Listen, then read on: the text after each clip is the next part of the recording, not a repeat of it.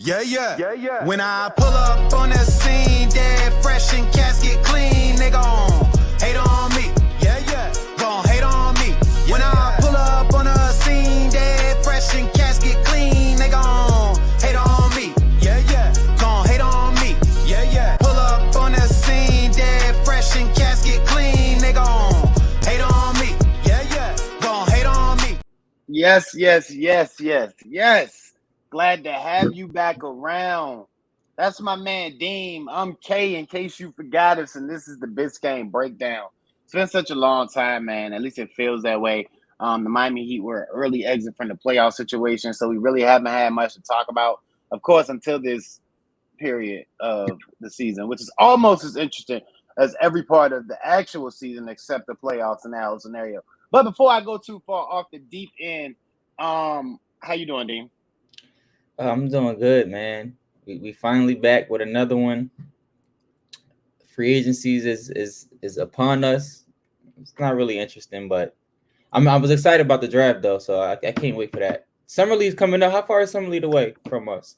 Summer League actually starts in the next couple of days. I know I tell you what, single digits July, like early July, like 6, 7, something like that. But it's within a couple of days. It's not that far off at all. But again, as I always say around this time, we don't want to step on our toes because we got some very interesting things to talk about, including all of those scenarios. You brought up free agency and how it's kind of been quiet so far, especially on the Miami Heat front. Look, there's really no angles. Like I said, there hasn't really been much movement from a Miami Heat perspective. So when I say there really isn't a true angle, there isn't. So just give your thoughts real quick. Like what's been your thoughts or moving forward on the current Miami Heat free agency, how it's going to go? Like, how are you feeling or how are you seeing the whole situation right now, specifically from the Miami Heat? And of course, we might touch a little bit on some other teams now, but specifically from the Miami Heat, what's your perspective on how things have occurred so far? To be honest, I'm not surprised on how things going so far. I mean, this has been what they've been doing for the past 3-4 years now. How they've been approaching free agency outside of the little moves they did make with Kyle Lowry in the past and the other little small grabs. But I mean, they done told us for a while this is how they were going to move going into free agency. They're capped with the cap space. They don't have much cap room to go out there and sign any guys. And honestly, this wasn't a strong free agency. Like I told you just before the show started, I don't think this was a strong free agency. So I don't see why Heat fans are so upset knowing that this is how the Heat been moving so far lately. And we got to deal with it. And now I see guys are going, and I did see something on Twitter where I don't remember who posted it, but somebody was like, "Yo, they lost DeLon Wright and guys that people didn't value at first, and now everybody's so mad that they let them walk for anything." But it is what it is. I mean, so far in these past, I'd say like three years, they've been drafting pretty well. So they use those draft picks and those undrafted guys to fill in holes that they need. Has it worked out in favor for the Heat? It's 50-50 because a lot of those players did turn out to be pretty good players, but it hasn't led to what fans wanted, and that's a championship. I understand, and I'm one of those guys who want them to go in and go grab a marquee guy so we can, build on what we already had with Jimmy and Bam and reach the end goal and win the championship. But sometimes it doesn't work out in our favor. It takes two to make a deal. And Miami just doesn't have all the pieces to make the trades, and they don't have the money to go sign those guys. So we got to deal with what we got to work with. I think that what you just said in the end of that was key for me. Like you said, when you look at the Miami Heat the last 3-4 years, it's been a situation where the money hasn't been there. And I want to preface that or do add a little asterisk to that, because when you throw Kyle Lowry in there with a small move, the brother did make $30 million a year. But they found a way to get that done. And you got to look at that situation and the Jimmy Butler situation and how they finagled them ways into what at least appeared to be sizable deals if you're looking at Kyle Lowry and his production compared to the money he was paid, but especially with Jimmy Butler, which effectively who was got, by trading away Josh Richardson. So I say, the Miami Heat are capable. They have shown capable of being able to make things happen in this particular manner. As we said, they didn't have the money, the second apron situation with the new CBA. So they were always going to have to try to make something happen on a level that wasn't necessarily traditional, so to speak, because that's kind of how they operate, but also in a sense, um, that's just how they were set up from a money perspective. Now, I still see it as being so early that none of that has had a chance to play out yet. When you look at guys that are in adverse situations, when you look at the Miami Heat classically, from how they go about rehabbing guys, from a perspective of guys that have been out of the league, guys that may have been in a little trouble, not too much trouble, of course, or guys that, have had their game questioned from one area or another. This is traditionally how they go about, making things happen. Now, there are a lot of different ways to look at it. For me, there's still guys out there to be had if you just wait it out. Um, you also mentioned the last 3 or 4 years, in something that is important to me as well. Yes, this is the same approach, but I say that it seems elongated by the fact that this is the third or fourth year going on this. And last year, they couldn't even implement an approach of this type where I'll give you an example. During the season, they were able to get Terry Rozier. Okay, let's look at Terry Rozier for what it is. I'm not talking about the quality of the player and what he is, but what I'm saying is they were willing and capable of moving some things around and going to get a guy if they wanted to. Now, when the pickings were less slim, let's say they go try to get a Derek White. You know what I mean? From the Spurs for what it costs, if they're not waiting around on Dame. So last offseason, I think they could have made some, you know what I mean, some real good things happen. Just based on what they were willing to move and able to pull off for Terry Rozier, who may not be on, the same tier as guys like Derek White or other guys that may have been available at the time, but they were waiting around on Dame, which really got them last year. So now, as opposed to it only have been 1 or 2 years of them missing out, taking this approach, it now looks like 3 or 4 years because they couldn't even really go with this approach that has been consistent for them traditionally last year because they were waiting for Dame. And this isn't to give them no excuses. I'm just saying what I see. No, okay, and like you right. And then another thing is assets was a problem for a while too. They didn't have many assets. Now I think they have more assets than they had the previous I say 2 years. Would you say the past? At least 2 or 3. But that's not to cut you off, but that's a part of the whole thing too. Because like you said, you got to make a deal with who's willing to make a deal with you. You got to get what's available, and their assets haven't been as great as they are now. Even though we can get to that in a little bit too. Go ahead, brother.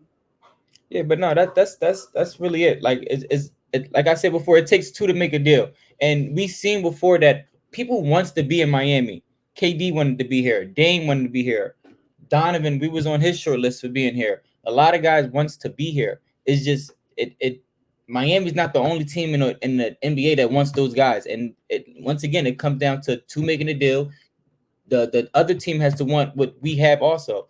So it's not like it's not like people making it seem like Pat is just sitting on his hands. Yeah, he made some bad deals to lead him to this, absolutely. But it's not like he's not trying. And then it's a lot to it, man. And with the ownership situation, I know it's rumors saying that they don't want to go into the luxury tax. That's another problem that Miami has right now. It's a lot to it, man. And I understand the frustration because I'm in the group chat and I'll be frustrated as well. Like it's hard at times, but we have shown with this roster and this coaching staff, we can make a run. Like we can make a run, and it's going to be hard this year too to get back to where we was. What was it? 2 years ago, we played Denver in the finals. 2 years ago, I'd say it's going to get. At this point, it wasn't last year, but a year before last. Yeah, so it's going to be hard to get back to that, but I do believe that we can get back to that. We missing a few pieces. Hopefully, Okay, I was about to ask you that. So, like, let's say what in your mind, what are we missing? You know what I think we missing. I think we missing. I'm not saying don't say. I'm not going to say the name. I'm not going to say the name. Right. Just say what are we? Because like you know what I'm saying. Just categorize that type of guy. I'll say that rebounding is a big piece because we was one of the worst rebounding teams last year, and I also got to consider what we have added though, and that's I want that to be key. But that's only one piece though, and he's young. Okay, fair enough. You know who I want? Remember, I said that I wanted Isaiah Hartenstein, and Right. I thought Man, he he was got going, 30. but I know we Man, he got wasn't. $30 million. He got $30 million a year, brother. Yeah, I knew we couldn't afford him, but that was just that was just a guy I looked at during the playoff run last year or the year that just passed, and I thought like, damn, he'd be good in the Heat uniform. He got the size, he can pull out a little bit and shoot the ball. But he was he would have been a good target for us. But I think rebounding is key, and we need a scorer, man. We need somebody to control his offense or consistent. Okay, absolutely. I mean, for me, bro, I look at it like, okay, to your rebounding thing. I think that of course you have Bam, and then of course, Nikola Jovic is gonna continue to improve in that area of his game as well. I don't know the situation with Orlando Robinson, but it's probably a situation where they can bring He's him still back under for the cheap. contract. You can sign your own at the end. I think his deal was for.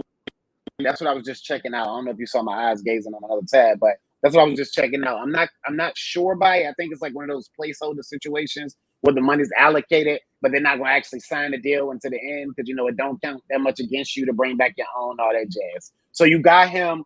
And then to the next part of the situation, I ain't want to step on that toes because we're gonna talk about this in a second. But I do think the young big can come in and contribute right away. And maybe that's not to the full potential that some people are putting on him, but minimally, I think that when the Miami Heat drafted him, they had saw the impact that guys like Derek Lively and Daniel Gafford were able to have for the Mavericks in this past playoff run. So I feel like he can come in and contribute in that fashion, whether it's grabbing boards, finishing lobs, and anything else he can do is a positive. So for me, the Miami Heat, as currently constructed, are one guy away. They're a guy away that you can roll the ball out and say, go get me 20 every third or fourth night. Yeah, and I just checked it out. Orlando Robinson, this in 2023, he did sign a 2-year deal. Okay, so he's only going to get better. Nikola got better as the season progressed as a rebounder. And not even just like one of those guys on the floor being the biggest guy. So of course you're gonna get the ball. Like, no, he was an aggressive rebounder. Like I said, if Ware, let's go ahead and move into it, man. If the rookie Kelly Ware, who the Miami Heat took at 15, right? No, 16. Yeah. 15. I think it was. Yes. It was 15. I thought, didn't they trade with somebody though? I think that was in the second round. Okay, cool. Right. Anyway, so the Miami Heat's first, you're right. The Miami Heat's first round pick, Kelly Ware out of Indiana, the 7-foot big in shoes, pretty skilled, pretty aggressive, very athletic, explosive, has shown to be able to hit the three in the Miami Heat workouts, even though you didn't see a ton of it on his college film. Only took about 1.2, 1.3 per game, but he shot a high percentage on those. I mean, like I said, he has tools, he has size, he has athleticism. I think at minimal in that Derek Lively, Daniel Gafford type role, he can come in as a reserve big and definitely help the Miami Heat right away. The best case scenario, which I do see the potential there, I just won't say it's definite, is he could come in and potentially be a starter. Maybe not immediately, but after a month or so, because the skill set is there. And because he's not a plotting big, he's an active, athletic big that's willing to block shots, and it seems to be physical based on what I've seen. So, I mean, I do like that there. What do you think of the Miami Heat's first round pick and how he might impact the Miami Heat early on, Dean? Bro, he was on the top of my list. I've been talking about it the whole time leading up to the draft in the group chat. I watched a lot of Indiana basketball. Obviously, I'm a huge college basketball guy, but he was number one on my list for month. Well, I say number two because I did have Rod Dillingham. If he was available, I had him ahead of him for the Heat. I was only strictly going for the Heat. But besides that, he fits everything this Heat team needs. Rebounding, sides. He can, like I said, he can shoot the three. He didn't shoot a ton of them in Indiana. He did get better over time. So before he came to Indiana, he wasn't as great of as skilled as an offensive player he is now than what he was before. From Oregon, right? From Oregon, right? But his game has developed and got better. They said it was sort of a Bam issue. They said it might have been in there, but he wasn't aggressive, so you didn't know. Yeah, and then again, it takes another coach to bring it out, and I think that's what happened once he got to Indiana. So he fits everything. He fits perfectly with this Heat team needed. I can't wait till him to see him play. I think he's going to be good. I just need Heat fans to take their time with him. Don't think he's going to come in here and he's going to contribute the same way Hotcats did. He's not that player. He's not that player, and he's not as good as Hotkey was. He's not going to contribute like that. He's going to be more of a Derek Lively type of guy. He's going to come in, probably average like 6-7 points a game his rookie year. A lot of rebounds, a lot of block shots. He can put the ball on the floor. He's not super quick and athletic like Bam is, but he's capable of doing it. So here's the thing, I want to, and this I'm gonna use this as a double situation here. First of all, you're right about Kelly Ware, but he doesn't have to be, like you say, he just has to be lively. Come be a star in your role, and that's why I said the potential is there, but I'm not expecting him to do that. If you just come be a star in your role, block shots, rebound, a Brook Lopez type. How Brook Lopez is in right, like a more uber athletic, active one. Even though Brook Lopez gets his stuff off, but so the other side of that, not many rookies are Jaime. Like Jaime came in and stepped right into what's the word I want to use? Main character situations immediately, like without fear. So I think that's just to all Jaime's credit, it's a bad comparison for anybody, man, because that dude was fearless and he's a lot better than everybody still is giving him credit for. And that's also something that I don't bring up often, but I'm going to go ahead and put it on wax now as we begin this new cycle of the Biscayne Breakdown.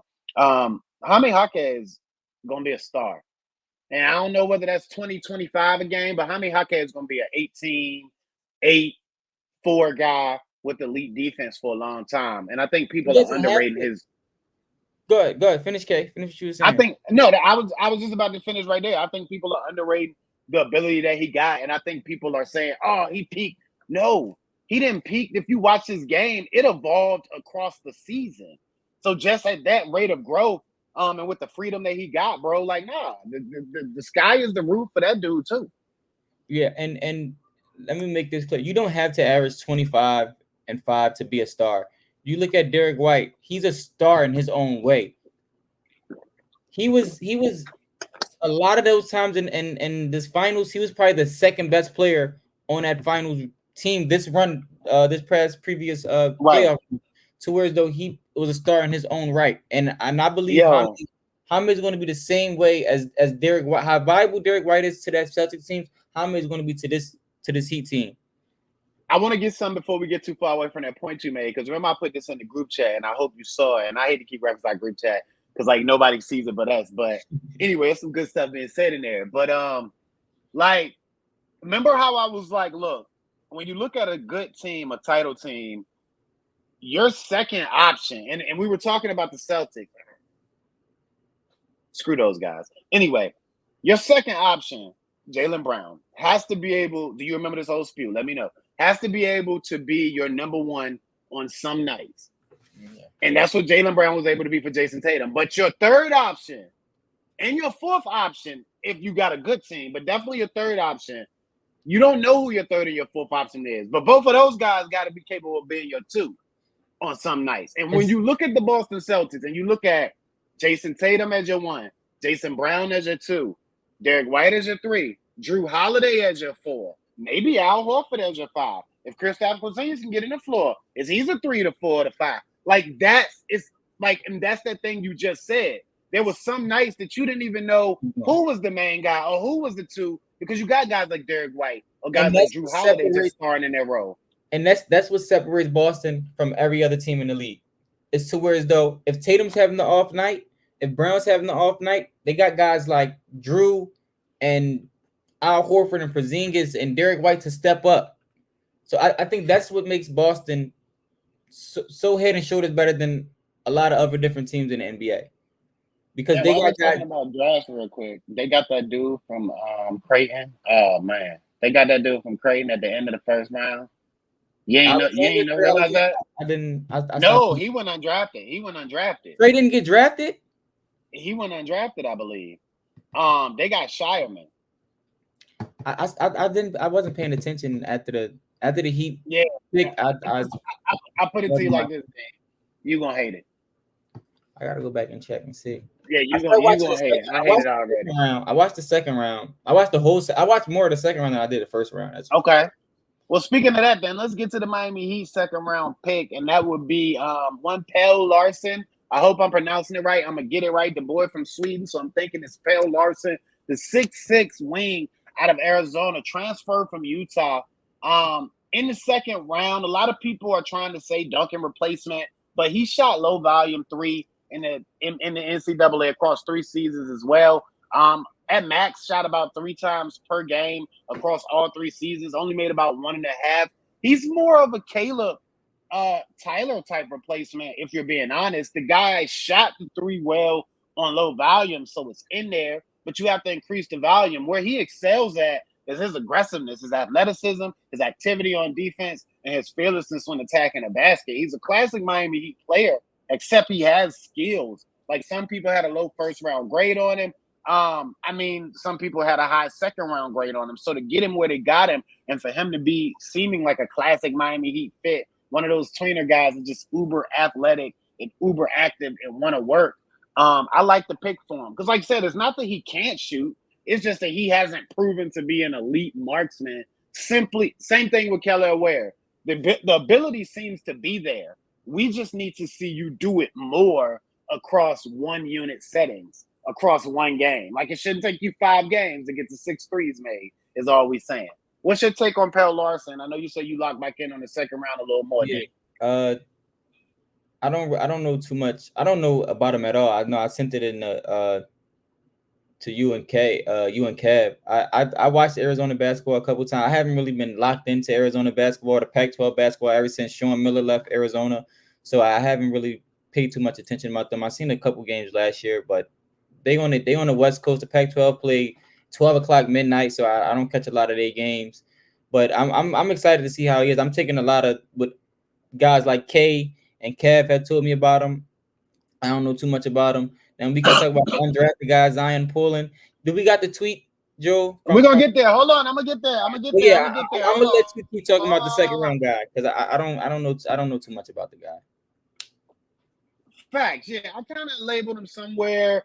For me personally, somewhere between, I would say, like a Chris, not a Chris, but what's the guy? Christian Braun in Denver.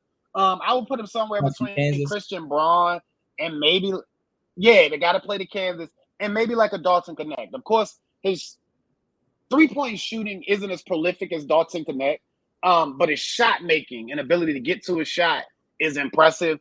And he's every bit the athlete that Connect is now. Connect was a first round type talent that failed at 17, so I'm not trying to boost a guy like that. But what I am saying is he lives in that area. His game is very reflective. I like what they got in the second round. Like I said, I think they got a player, a definite rotation guy this year, especially with the seeming like guys like Caleb Martin might be out or might be on his way out of Miami. It's a guy that they can plug in and definitely get some production out of if they choose to now.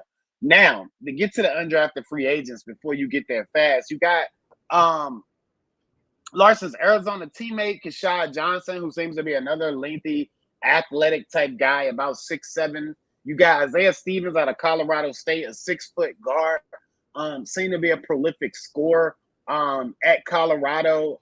If you look at his accolades from his, recent year, his senior year, it says he averaged 17.9 points per game, scoring in double figures in all 26 games played. Led the Mountain West and ranked 4th in the nation with 6.7 assists a game. His 3.07 assist turnover ratio was 6th in the nation and best in the Mountain West. Did record 7 double-doubles, grabbed 10 rebounds at 6 foot in a game at Wyoming. So it is a little bit of ability there. You just have to see what the Miami Heat are able to get out of the guard from Texas. But the guy that Deem seemed to be eager to talk about right off top before we get there, Zion Pulling, a guy that I like.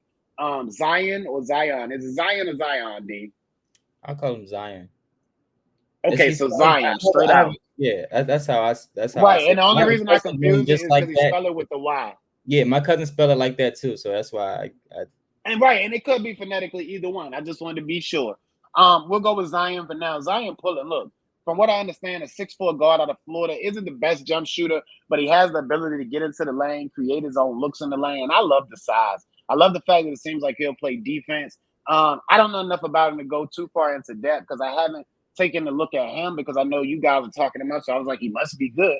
And in Miami, he have already extended a two-way contract to him, it seems like, based on the reports. So tell us about Pulling Deem and why you like him so much. Listen, he only was at Florida for a year, but that year he was at Florida, he put up some good numbers, man. He can, like Casey, he can get to the basket. He doesn't shoot a whole lot of threes, but he can occasionally hit them. If he gets going, he can hit them. But he's a 15-5 guy. He's a good playmaker once he come up that pick and roll, bro. He's gonna be special. He's definitely gonna be special, man. I don't know if we got the tweet from July, from what was it, June 12th. I was talking about Zion Pulling. I said he should be the second round target for the Miami Heat. There was no way he should have went undrafted. No way. At his previous college, Riverside, UC Riverside, he was averaging damn near 20 points a night down there, bro. He's definitely special. He's gonna be another undrafted project for Miami that's going to take everybody by storm, and everyone's going to love him because obviously he did go to Florida his last year in college, and now he's back. He's back in the state, bro. He's gonna be special, man. I'm super excited. Miami grabbed him. Like I can't wait for his story to come unfold. So it's funny, we talked about the Miami Heat. But he is. I'm sorry. He is a playmaker. He is a playmaker. That's. Oh no, absolutely. I saw that. I saw Definitely that. The passing ability, and I noted the shot creation ability not only for other people but for himself. Because, like I said, the shot taking volume from the outside wasn't there. Another situation like that, even though a little different. I did see him create some outside shots. I mean, with some crazy moves that he was able to knock down. So again, the ability's there, and especially at his size and with his other athletic gifts on the basketball court. No, I'm excited about it too, man. And like I said, this year more than any others, because if you look at Johnson, if you look at Pullen, both had high second round grades. The Miami Heat, from what I understand, based on readings and just scouring the internet, different reports or whatever like that, were shocked that both of those guys were available as undrafted free agents to them, and that they went undrafted. Right. So that's always a positive, especially considering traditionally what we know the Miami Heat go on to do with undrafted guys and second round picks. Like, they make players out of these guys. So for them to be able to get two talents that should have got drafted as undrafted, free agents, that's how the Miami Heat go win. And that leans more to the notion of me being able to say some things like, they're only one 20-point guy every 3 or 4 nights away. Because, for all this chatter and conversation we're having now, we know this as fans because we live this on a day-to-day basis, Dean. But everybody, every May, June, April, it seems like everybody everywhere is cursing Pat Riley and that Miami Heat coach of magic because it's a dude that they never heard of coming out, giving them buckets, making threes, making stuff happen that they didn't understand could happen because they've never heard of them. But this is how they do it. So again, I'm not giving the Miami Heat a pass. I'm not saying they shouldn't have been more active. I'm not saying they shouldn't be doing some stuff. Again, I believe, as Dean believes, that they're trying to make things happen, but it takes two sides to make a deal, and they can only go after what is available to them. So, we got to keep the faith, but these are the small moves. Bringing Kevin Love back on a deal that gives them more flexibility in hindsight, gives him a little more security, because right now, even though he can still hit a couple threes, get you 8 boards in 15 minutes, he's in that UD-ish type role, more of a hybrid than UD because he plays a little bit. But these are the small moves that lead to that hopeful big move, like I said, that bigger move that puts the Miami Heat right back in a position to be where they were year before last, as we were talking about, which was in the finals, competing against the Denver Nuggets, but hopefully this time winning. Let's talk about the rest of the conference a little bit, because while we were on Denver, they might have a tough time getting back too. Now, of course, they've been in on free agents. It's reported that Nikola Jokic, sorry about that, Nico, is really heavy on getting Russell Westbrook. And I pointed to it all last year, and it came to fruition, and everybody got on it late, but it came to fruition in the playoffs, and they were bounced early. Denver really, like losing Bruce Brown was so key for them, and they could never replace him. Like I told y'all, they thought Christian Brown was their guy, but he wasn't ready last year, and they're still hoping that he's ready this year, but he wasn't, and they're continuing to lose pieces. A guy like KCP, who went to the Orlando Magic for what I think is like 3 years, $66 million. He signed to the Orlando Magic, who will continue to evolve a team. We've talked about how good they're getting, or how they're improving vastly, even though they still have a ways to go. We've seen teams like the Boston Celtics, a formality, of course, but inevitably bringing back Derek White on what amounts to like $32.5 million a year over 4 years. The New York Knicks, of course, got Mikal Bridges, re-signed OG Anunoby. Yeah, they did lose Hartenstein, as we've noted, to the Oklahoma City Thunder for $30 million a year. It's nuts. That's crazy, but I'm happy that man when he got his money. That black man when he got his money. Anyway, I mean, he is. It's just funny. But, I mean, the East, with those moves or anything else I didn't mention that you might – oh, I'm sorry. Got to mention this. PG going to Philly. What do you get, like 216? Somewhere around there. Yeah, like I think it's like 52.5 over the next 4 going to Philly. I mean, look, man. James Harden 2.0 over there, man. Look, I'm going to be honest. Boston, they can't get better. They're damn good now. They can't get better. They can only take a step back. So you know what the bar is. None of those other teams really like because Doc got to show me that he's not going to Doc Rivers in Milwaukee. Chris Middleton got to come back out and continue with that same consistency. Dame Lillard got to find a way to play defense inside the scheme. I mean, they have flaws. Indiana got to show me that last run wasn't just a fluke. Right. We talked about New York. Yeah, they look real good, but Julius Randle wasn't playing. Is Julius Randle going to come back and all of a sudden, hey, I like Brunson being the one, so I'm going to let that continue to happen and fall in. But mind you, this is all why they got to integrate Mikal. This is all why they got to continue to integrate OG, who was in and out of the lineup as his tenure with them progressed along in the playoffs. There are a lot of things that happen. So along with the Miami Heat's perceived inability to make a move or make moves thus far, you've had moves made around the East, around them, but nothing earth-shattering. Give us a take or two, or give us your thoughts on everything that has happened around the Eastern Conference thus far as the Miami Heat have made the moves or lack thereof that they've done, Dean. Well, we all know from the past, I say, for the past 4 free agencies that you don't win championships and free agency. So just because the roster on paper looks unstoppable, we have seen before great on. I mean, I'm about to cut you off because you remember those casino videos about 3 years ago? Like everybody seemed to be in the same casino, all of the Clippers, and they were telling us that they were about to take over the. Anyway, I'm sorry, my bad. Listen, them. I mean, and you look at a lot of these teams on paper, they all better. All the teams that K just named on paper, they're all better than the Miami Heat on paper. But we seen a lot of these great off-season teams crash and burn when the season come. Even before the playoffs start, they crash and burn. Phoenix, the previous year, we seen crash and burn before the season started, before the playoffs started. So I mean, at the end of the day, Brooklyn the year before them. Listen, at the end of the day, you know, you can't win a champion. You don't win championships in free agencies. Yes, you go out there and get them players to make your player better, but just because you won the offseason, you won a draft, you won free agency, doesn't mean you're going to win the championship. So I mean, all these teams, like Kay said, they have to go out there and they have to play. The Knicks have to show that they can play together. I do believe the Knicks can play together, and I do believe the Knicks have probably one of the best off seasons in the Eastern Conference this year. But that don't mean they're going to hold the Larry O'Brien Trophy at the end of the season. But I do believe, in my opinion, the Knicks in the Eastern Conference, the Knicks have won the off season, quote unquote, the off season. Now that doesn't necessarily mean that they're going to win the whole thing next year. But I do believe how they roster constructed, they probably did the best so far this offseason. And like we said before, the Mavericks, they had the best deal. The whole free agency was signing Clay to what? Was it $55 million, 2 years, 3 years? I think million? 3 years, $50 million. 50 mil, 16 a year. Yeah, that's like 16.5. Yeah, that's crazy. And I mean, to your point, man, I think that's important to remember.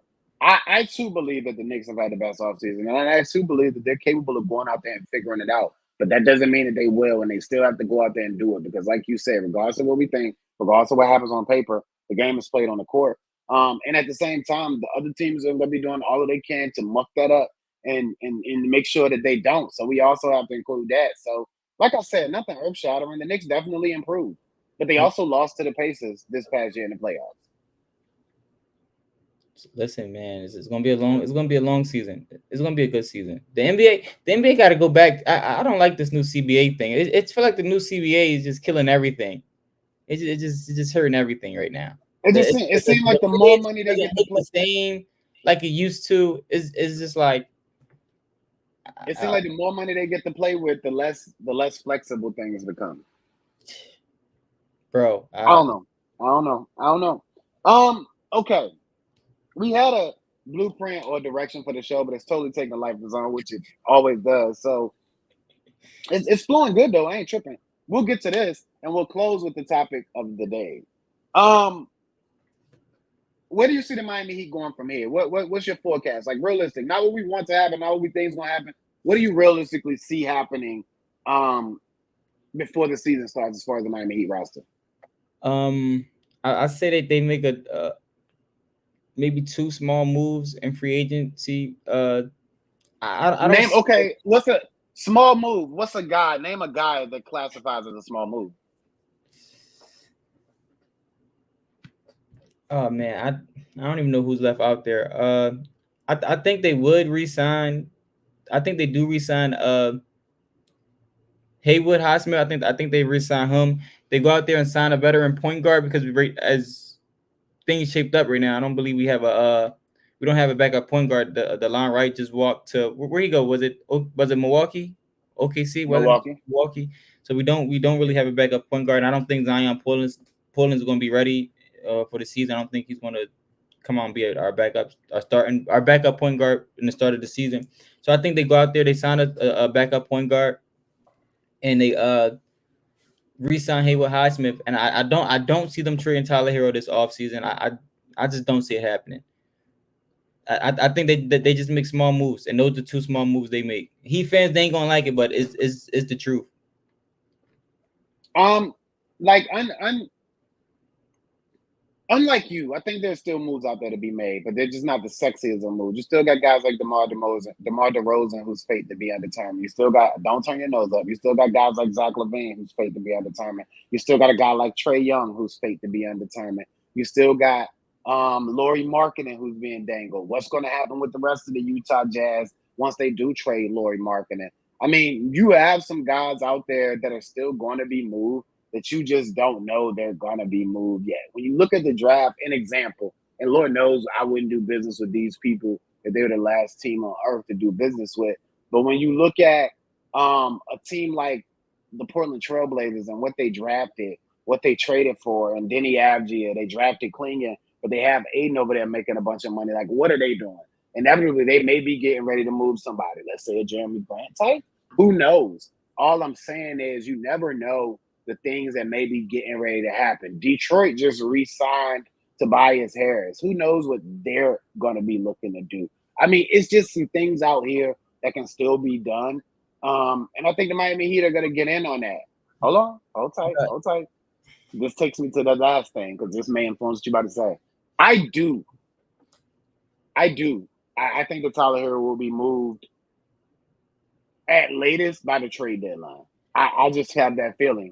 I've expressed that to you guys. Yeah, but that's not the off season though. It's not now. I think he has a stronger case of being traded at the trade deadline this season than he does any other season. But this off season, we've seen the reports already coming out that the we love our team reports coming out from mouthpieces already. So I just that's why I believe I don't see any moves being made. I mean, I would be surprised if a trade is made for one of those guys you named.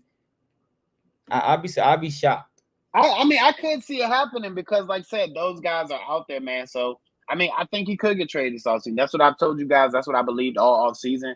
And I don't have a problem. I've said this for a long time. I don't have a problem with Tyler Herro individually. I don't have a problem with his game. I just think that at this particular juncture, being that for us, he would be better as a 6-man, in my opinion. And based on what we saw with him in a main starring role in this past playoffs, I just think that it's best for all parties involved to do something different. And I think that via his contract, his particular situation, he's the guy that probably allows the Miami Heat to be able to get in the mix for one of these guys that we're not thinking about, or one of the guys that, you know, we may not necessarily want or have to, you know, rebuff their whatever. Look at a guy like Ben Simmons. If the Brooklyn Nets take most of his money, only leaving me with a little bit, I don't know. You might have to consider something like that. That's all I'm saying, Deem. It's like the Miami Heat have to. I'm not. You don't touch. Yeah, you don't touch the $40 million that he's owed. But if Brooklyn say something like, "I'll pay 30, just take the rest of it." Yeah, then you might consider that. You know what I'm saying? So yeah, I mean, I do think Tyler will be moved sooner or later. It could happen this off season. I don't know. Like I said, like we're saying, like you said, it's definitely a better possibility by the trade deadline. But you know, there's a possibility for me that it could happen this off season. And as a result of some of these lesser guys that are still out there to be had. Now, so he has what's your response there? Because now I'm intrigued with the Ben Simmons thing. He has a $40 million expiring deal coming up. I'll be willing to take that because for one, it's expiring, and right. two, any team can fix him. And just because how great he is as a playmaker and a defender, I'll take that $40 million expiring contract. And the whole thing. And he gives you size. Pause. Okay. Hey, yo, that was crazy. Yeah. But that was real crazy. Clip that and post that, Joe. He gonna take the whole thing. Wow. Anyway, nah, bro. I feel you. No, it's worth the risk, right? But just because of your apron, it's like the Zach LaVine situation. Just because you know they're up against it, you can't possibly take the whole thing because you can't do them no favors because you did something stupid. Like you can't do them no favors to do them a favor. So it's like, all right, even if we took 25 of it, you gotta take 15. Like they're gonna have to pay some of that money. But no, you definitely take him because, like you said, what you can offer him as a Miami Heat team that is shown capable time and time again to be able to rehab guys' game, rehab their mentality, and rehab their stand around the league. I mean, you take that risk, especially as we talked about a theme for this entire show in the Miami Heat existence. If this is the way you've gotten it done in the back channels, in back alleys, you haven't necessarily, made deals in front of the market like every other team. Like you take your business to the back of the parking lot because you're gonna only get a dude $60 when he trying to charge everybody else $120. That's how you get down if you Pat Riley and Andy Ellsberg. Always has been, always will be. I'm sorry. Anyway, okay. I'm sorry. The whole time you was talking, I'm thinking about Ben Simmons. Like I'm intrigued now, bro. Like just because, like I know, like the playmaker he is, and a defensive player he is. Completely settled move though. Yo. After the dust completely, remember, and that's what I've been saying. You don't want to invoke certain things because as soon as you talk about it, another team like, and they go out and they, you know what I'm saying? But it's like after the dust settled and all the moves that everybody thought was been made, he's one of those guys. Jeremy Grant. I saw the way your eyes twisted a little bit because nobody's talking about Jeremy Grant. No, but I remember situation ain't set up to keep him. Yeah, and I remember last year it was a big thing with since the Dame thing. He signed a contract. I thought he was going to get moved. One time during that season last year, I thought he would get moved, and then I totally forgot all about it. And it's all playing out, bro. Cronin, I told y'all last year, Cronin gonna do two things. He's gonna go down as making one of the greatest moves ever, or he's gonna totally ruin his ability to work in the NBA. And he didn't trade Jeremy Grant last year because he would have totally continued to perpetuate what exactly happened. Cronin looked like a fool all last year, and we all saw that, and we made sure to highlight that. Yeah, we tried to play holy and not be like, we're not going to talk. Nah, we highlighted every time this fool made a bad move and continues to do so. Like I said, I still don't understand what he was doing on draft night, but that's neither here nor there. But he couldn't trade Jeremy Grant last year because then you're admitting that I gave you the deal for nothing. Yeah. I just spent that money for nothing. So, look. Speaking of team mutinies, man, there's a team mutiny going on in Miami Heat land right now. And there was some particular social media activity that just has the whole fan base, the world, what we call the Miami Heat culture, in an uproar. You know what? I'm going to read it. Let's get it up. Let's get it on the screen. Good. You got the lead on this. I'm going to be quiet. X user, as we call it now, that I follow. We're not giving us free promo though. Shout out to you, bro. All love, no shade. His comments, and I'm gonna read his comments because they were interesting. Tyler season disrespected. He put him in a terrible position in the regular season. Asking him to be the number one option all season long is not the way it should be. Tyler will be incredible in Derek White's situation. A lot of one-on-one easy looks as a third option. We're not going to comment on his take. That's not what we're here for. If you look down below at this picture, effectively, it shows Tyler Herro liked one of this guy's responses to Ira tweet. Ira Winderman, of course, a Miami Heat reporter. Everybody's familiar with him if you follow Miami Heat business. What the tweet that Tyler Herro liked said was switch Derek White and Tyler Herro and ask White to be a number one scoring option while Jimmy Butler might have had. Jimmy takes the regular season off and see how good White's efficiency is. The situation matters. Now, I am an avid reader and I have a pretty decent memory. So I can tell you that this was in response. The tweet that Tyler Herro found himself so fortunate enough to like was a tweet that was responding to Ira's tweet that said Derek White effectively signed for Tyler Herro money. I mean, the rabbit hole gets deeper. So Ira, who may have been taking a shot at Tyler Herro inadvertently or advertently, was saying that Derek White, one of the guys that me and Deem just exclaimed how important he is to the Boston Celtics title team of this past hopes in the next 4 years as he signed, just got effectively the same money that Tyler got, maybe $2.5 more million a year, peanuts in a league that routinely draws billions and billions of dollars. But Tyler Herro took it upon himself to like a tweet that questioned Jimmy's availability, that questioned Tyler Herro's role, and that pretty much gave him a pass based on everybody else's output, no matter how you see it or not. This isn't me giving an opinion. This is me saying what I see. And if you're saying I'm seeing it wrong, we can talk about that. But that's happening right now in Miami Heat land. There's a current mutiny. You got the influencers of the fan base, and I chuckle. Kind of in an uproar, whether you feel as though the Miami Heat aren't doing enough, whether you feel as they're doing too much, whether you feel that guys could get more, whether you feel that guys are okay, whether you feel that guys have lived up to their expectations, whether you feel like they haven't. I feel like everyone is entitled to their opinion. And I feel like anybody trying to question anybody for having an opinion when they have opinions all day long is out of line. If you feel like old boy done said too much, you good. Because maybe he has. If you feel like people should get over it and deal with it, that's fine. Because maybe they should. But what you also can't do is live on both sides during different times of this situation.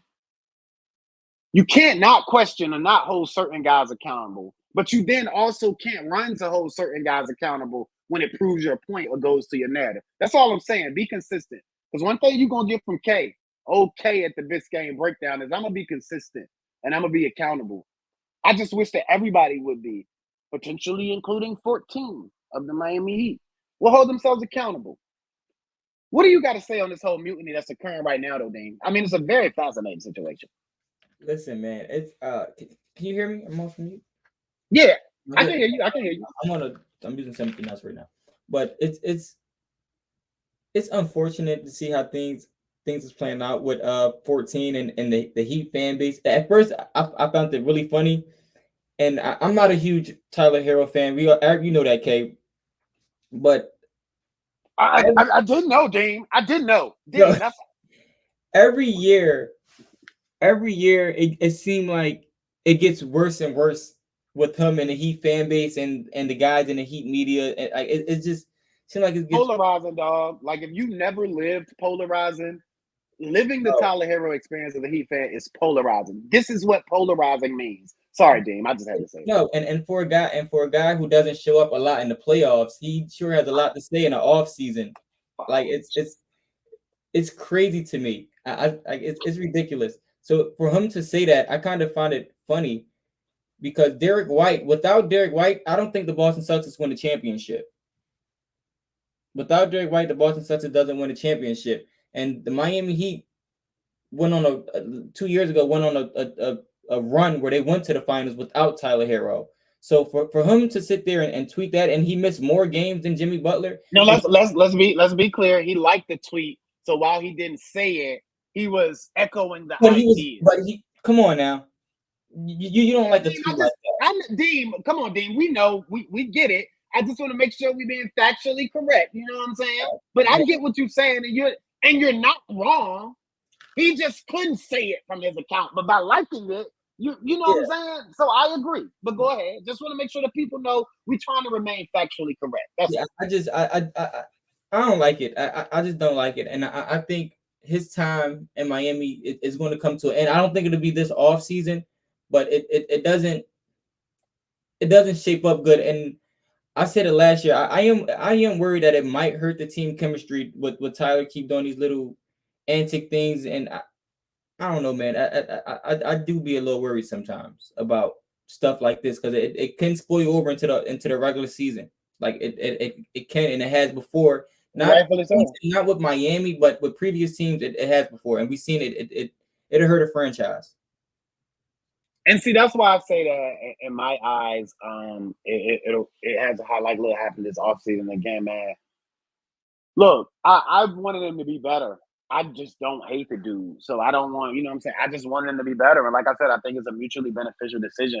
I don't like the fact that he's liking these things. I don't like the antics. I don't like what it seemed to be a constant situational cycle of, you know, it being opposing sides and subliminal message. I don't like any of it. So like I said, I just feel like both sides would be better off if changes were made, man. It's a wild time right now. Yo, it's a wild time, Kate, bro. To cut you off, bro. No, you good, bro. Go ahead. I hate the tweet where they said that Derek White is getting Tyler Herro's money. Like everything. I laughed when I read that part. Like what are we talking? Like I always said that, man. He said they basically got Derek White for Tyler Herro money. Bro, like, come on, man. It's like what you know what he's saying. He's saying Tyler Herro ain't worth Derek White money. Yeah, I mean, let's keep it a bunion. Like that's what I was saying. And Tyler Herro making the same as this dude. I mean, that's what he was trying to say. Now whether you agree or disagree with that, obviously Deem disagrees because he found it necessary to come back and comment. But I'm not calling you out, man, Deem. Lord knows I wouldn't do that. But Deem's Twitter is right there, people. So if you want to address your concerns and comments to him on Tyler Herro and tell him how bad of a person he is because he hating on that young man, by all means, please do so. We're gonna sit back and enjoy the engagement. I know I am. But other than that, man, I mean, the Miami Heat offseason, the NBA offseason, the offseason period is off to such a glorious start. I mean, there hasn't been much activity or much actual movement from a Miami Heat perspective, but there has been quite a few fireworks thus far, and the show is just beginning. We're gonna hit y'all across the head though once a week, like we usually do around this time from now on. Though at least we're gonna try to. The main pod will be back. El Capitan is dealing with some personal situations that we'll stay away from, but you know we just wish him all the best there. And like I said, we're gonna try to get back to y'all on the main pod as soon as possible. But until then, and along with them when they come back, like I said, we're gonna just try to hit y'all. You know, again on a week-to-week basis, if not more. If the red alert comes, if we got to ring the alarm, you know what I mean? Shout out to the Binance, and then we're going to come back when it's necessary. But, yeah, man, we bite. They bite. We bite. We just don't know if Tyler's going to be biting. But what else you got, Dean, before we get ready to wrap it up? I ain't got nothing much to say, man. Heat fans, relax, man. Hold your horses, man. We know how this thing gonna play out already. We got a long season ahead of us. And like Kay said, the offseason isn't over yet. There's still a lot of guys out there. You never know. Miami might pull a trigger on one. I don't think so, but it still can happen. Right. There's a rabbit in a hat somewhere, and if there's a guy that can pull it out, hey, yo, that might have been crazy. But if there's a guy that can pull a rabbit out of a hat for full context, it's Pat Riley and those guys over there in the Miami Heat front office, man. But other than that, yo, as always, man, it's been a long time. We shouldn't have left you without a dope beat to step two. That's my boy Dean. I'm Kay. We thank you for lending your ear to this sound. This has been the Biscayne Breakdown. And until the next time, we out. Yeah. When I pull up on the scene, dead fresh and casket clean, they gon' hate on me.